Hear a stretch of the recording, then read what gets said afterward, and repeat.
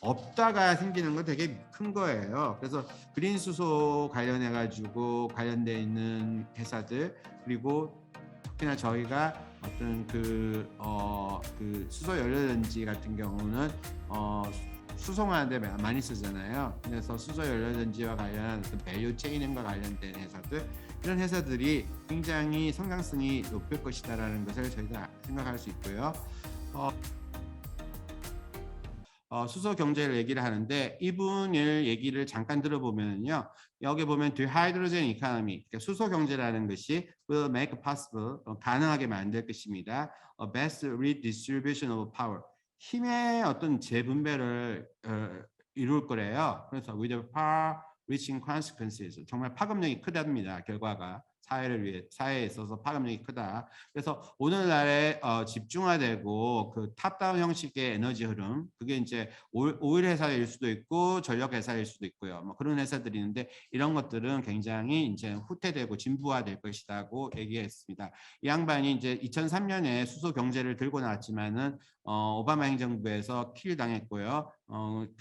뭐 다시 이제 재조명이 됐는데, 저희가 기후 변화라는 것이 항상 보면은 이거는 이전에도 이미 나온 것처럼 지구가 온난해지면은 전염병이 많이 돌고, 그렇기 때문에 이 양반은 코로나19 이 팬데믹 현상도 기후변화 때문에 일어난 것이라고 보고 있습니다. 저희가 이제 뭐 아까 유럽의 그린 뉴딜, 그린 딜이죠. 미국의 그린 뉴딜이고요. 그린 딜 얘기를 하다 보면은 결국은 이게 보면은 이게 그 수준의 시설을 엄청나게 이제 늘려야 되는 거예요. 그래서 2024년까지 6기가와트의 수준의 시설하고 이게 그 100만 톤의 그린 하이드로젠을 생산하겠다는 것이 목표지 않습니까?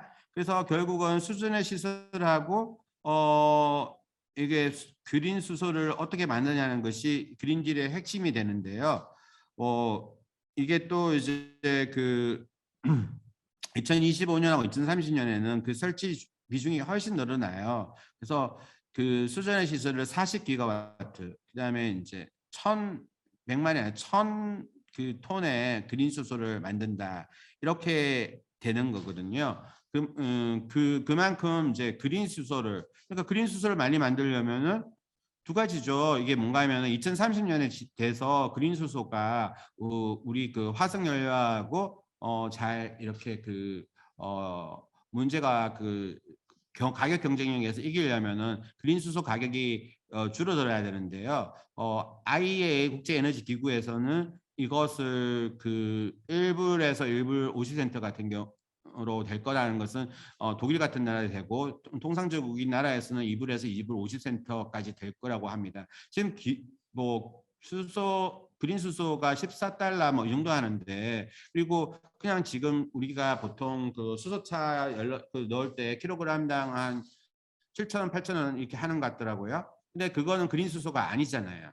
이 그린 수소가 2030년에 만들어지는 거, 울산에서도 지금 의식 해상 풍력 해가지고 20% 정도는 그린 수소를 하겠다는 얘기인데, 결국 그린 수소를 어떻게 만들 것인가 하는 것들이 문제가 되고, 그리고 그 그린 수소를 가지고 이것을 수출입하는 것이 얘기가 되는 거고요. 이게 이제 그린 수소를 가지고 선박, 트럭, 버스, 승용차 등에서 많이 이제 우리가 말하자면은 이제 뭐 석탄이라든지 석유라든지 천연가스라든지 뭐 이런 거에서 대신해서 쓰이는 거고요.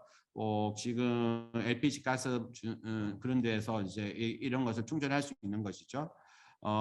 이 그림 하나를 딱 보시면은요, 수소라는 게 있는데, 수소가 이게 그 전에 이게 보면은 공급되는 때 이 그레이 수소, 이게 이거 뭔가면은 그 탄소를 배출하는 거죠. 석유부터 천연가스, 이 석탄보다 천연가스가 2분의 1로 CO2가 줄어듭니다. 근데 이제 그렇지만 천연가스도 뭐 엄밀히 말하면은 석탄보다는 친환경이지만 이게 화석 연료인 거고요. 8가지 그 재생에너지가 있는 거고요. 그 중에서 이 재생에너지에서 제일 많은 비중을 차지하는 나라가 어느 나라인지 아십니까? 전력의 최대를 96%의 전력에서 그 수력이 담당하는 나라가 노르웨이입니다.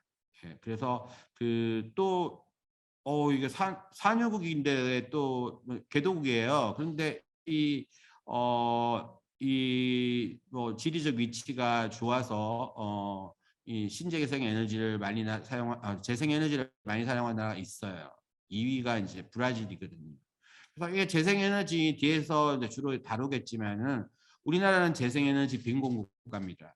근데 재생에너지 빈곤 국가인데 요번에 40% 하면서 재생에너지를 30.2%인가?로 하겠대요. 그러면은 전기에서 재생에너지를 넘버원으로 올려놨습니다.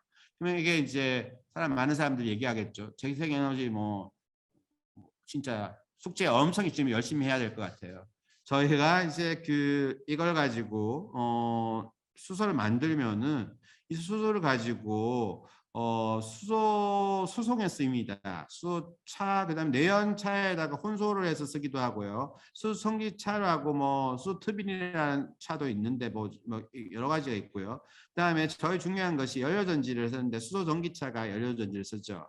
그다음에 이것을 발전용으로도 쓴다는 것을 아시길 바라고요. 저희가 발전용을 썼을 때 여러 가지 형태가 있는데 수소차도 마찬가지고 PMFC, MOFC, SOFC 뭐 이런 동등 있고 현대차는 PMFC, 아까 말한 것은 두산 퓨어셀 같은 경우에는 그렇게 하고 있습니다.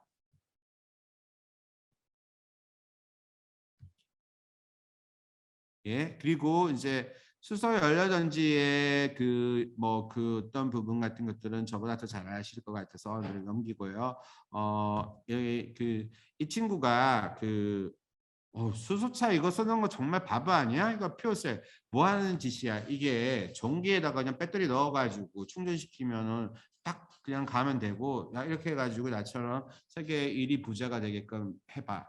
이 정도 수준으로 이렇게 못하는 거야? 이렇게 하면서 이제 이 연료전지 만드는 애들을 해서 이제 수소차를 full cells라고 얘기하면서 바보 전지 아니야 이렇게 얘기를 합니다. 사실 그런데 저희 이게 단순히 저희가 이제 차에 어떤 시퀀싱을 차원에서는 뭐 이제 내연기관차가 어느 정도 죽고 난 다음에는 하이브리드가 또 플러그인 하이브리드가 많이 차지할 거고요. 왜냐하면 뭐 전기 인프라가 얼마만큼 따를지도 모르잖아요. 전기차가 뭐 미국 또 이제 하고 유럽, 중국, 유럽 하면 90% 정도 미국 하면 90% 정도 됩니다. 그래서 이제 전기차가 대중화되는 부분에서 수소차보다 앞서는 건 사실이고요. 수소차를 실제로 승용차로 많이 사용하는 나라는 대한민국하고 일본 정도 뭐 있을까 하는 거고요. 그다음에 대부분은 뭐 수소차는 이런 크기가 큰 쪽을 많이 사용하고 있습니다.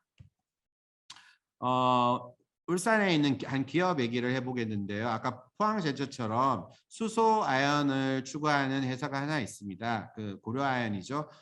최근 주식시장에서도 굉장히 견조한 원재료 가격에 따라서 견조한 모습을 보였고요. 이쪽에서는 이제 썬메탈이라는 회사를 가지고 원래 100% 자회사였습니다. 근데 지분을 어느 정도 투자를 받아가지고 원래는 태양광만 했는데 풍력도 해서 이것을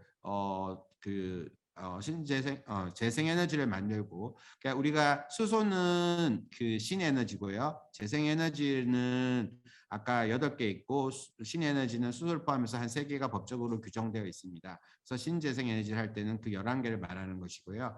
이거 수소를 만들어서 그린 수소를 만들어서 국내에 도입하는데 국내 도입하는 과정에서 이것을 뭐 암모니아로 만들어서 하는데 수소가 액화할 때 뭐 마이너스 250 몇 도잖아요. 그리고 이게 뭐 절대 온도 가까운 온도라서 굉장히 기술이 난해한 거고. 근데 이제 암모니아 같은 경우에는 마이너스 33도씨라서 그 정도 했을 때는 오히려 와서 근데 과연 추출을 할 수 있을까? 근데 2030년에 여하튼 이제 유망한 분야가 수소 전기차 당연히 유망하죠. 전기차 유망하고 2026년 정도 되면은 메모리 반도체보다 배터리 시장이 더 커진다는 거 우리 저희가 알고 있고 그다음에 없다가 생기는 거 되게 큰 거예요. 그래서 그린 수소 관련해 가지고 관련돼 있는 회사들 그리고 특히나 저희가 어떤 그 수소 연료전지 같은 경우는 수송하는데 많이 쓰잖아요. 그래서 수소 연료전지와 관련한 어떤 밸류 체인과 관련된 회사들 이런 회사들이 굉장히 성장성이 높을 것이다라는 것을 저희들 생각할 수 있고요.